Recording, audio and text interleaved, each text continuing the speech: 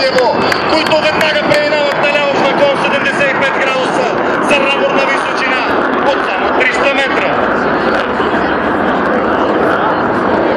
Изтребителите се пилотират съответно водаческият от майор Павел Джуров, а воденият от майор Тихомир Резашки.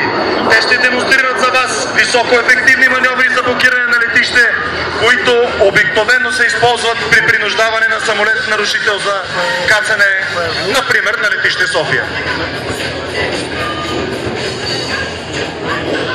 И в същото време моля за вашите аплодисменти за кацането на самолет Ил-39.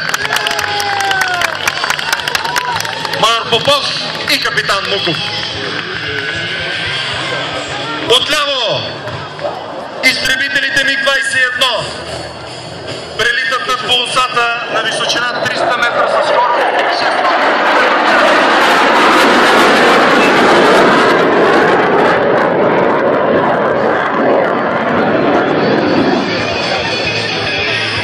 Нищо не може да се скрие на това летище от тези два екипажа.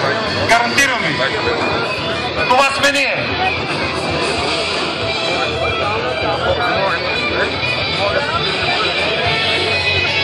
Дами и господа, красота, сила и мъжество над небето на София. Погледнете само тези железни орли.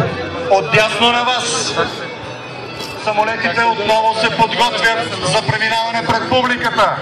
Пълен форсаж.